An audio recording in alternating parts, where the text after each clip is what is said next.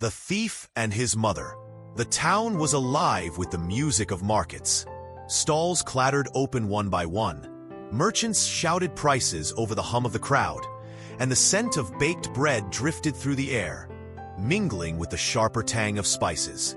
Sunlight streamed through narrow alleys, flashing off brass pots and bright fabrics. It was the kind of place where a dozen things caught your eyes at once. Ripe melons piled high, bolts of silk spilling like waterfalls, pigeons fluttering above with greedy eyes for crumbs. And in the middle of it all was a boy. He looked no different from the rest. Dusty sandals, hair sticking out like straw, thin arms that darted about with restless energy. But there was something about his eyes, sharp and quick, always measuring, always hunting. Where others looked with wonder, he looked with calculation. The boy's name was Damon, though few cared to know it. In truth, he was better known as the Quick Hands. He had earned the nickname by snatching an apple here, a loaf of bread there, a coin purse when fortune smiled. His fingers were faster than most could notice. By the time someone realized something was missing, Damon was already halfway down an alley, gone like smoke in the wind. Yet Damon had not been born a thief. He had been made one. His mother, Lisa, was a woman with a voice like honey and a heart that spoiled her son as if he were a prince. She never scolded him, never corrected him.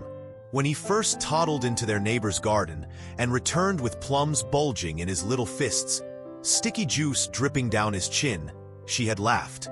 "Oh, what a clever boy," she cooed, wiping his face. "See how resourceful you are, my darling. You'll never go hungry." When he was older and came home with trinkets, buttons, marbles, scraps of ribbon, she praised his cleverness again. "Look at what you found," she said, though deep down she knew very well he had not found them. "You're too smart for the world, Damon. One day you'll be rich." The neighbors whispered, of course. They shook their heads when the baker complained of missing rolls, when the tailor's shop lost thread spools. But whenever anyone dared suggest Damon was the culprit, Lisa's eyes flashed. "My son? Never. He is a good boy, misunderstood." And she wrapped her arms around him as if protecting him from the world's cruelty. Damon, emboldened, grew bolder still. What began as fruit and ribbons turned into silver coins and small tools. What began as mischief turned into skill. And what began as indulgence soon blossomed into arrogance. By the time Damon reached manhood, he was no longer just the boy with quick hands. He was a thief by trade. He stole in daylight, under watchful eyes, daring and confident. And when the city guard began to notice, he laughed. "They're too slow. They'll never catch me." But pride, as it always does, prepared the trap for his fall. One evening, under the orange glow of sunset, Damon slipped into a wealthy merchant's house. The merchant was known for keeping gold locked in iron-bound chests, and Damon's fingers itched at the thought of treasure. But he had miscalculated. The guards had been warned, and this time they were waiting. The moment Damon lifted the chest lid, rough hands seized him. He fought, clawing and snarling, but they dragged him out into the street. The crowd gathered, whispering his name, pointing, staring. The once laughed-about boy was now the condemned man. The judge was swift, the punishment harsher still. "For your repeated crimes of theft," he declared, "you shall face the rope at dawn." The town gasped.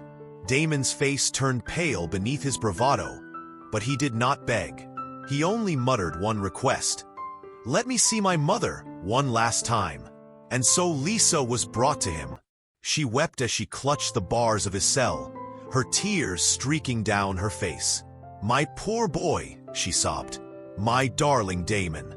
What have they done to you?" Damon's eyes glinted with a strange light. "Come closer, mother.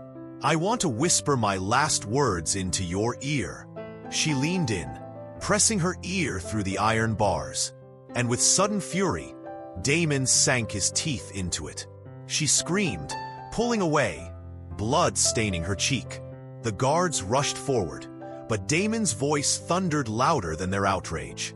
"Do you know why I bite you now? Because it is you, Mother, who has led me here. If, when I was a child, you had punished me for stealing plums, if you had taught me right from wrong instead of praising my tricks, I would not stand at the gallows. You let me believe theft was cleverness. You let me grow into a thief instead of a man. Your indulgence has bred my crime." The square fell silent. Lisa collapsed, sobbing, as her son was led away to his fate. The crowd murmured among themselves, not of Damon's cruelty, but of the mother's indulgence that had shaped him. And so the story of Damon the thief ended as swiftly as it had begun. But the warning lived on. When a child's wrongs are excused, the weight of them will only grow heavier. Moral of the story: indulgence breeds crime,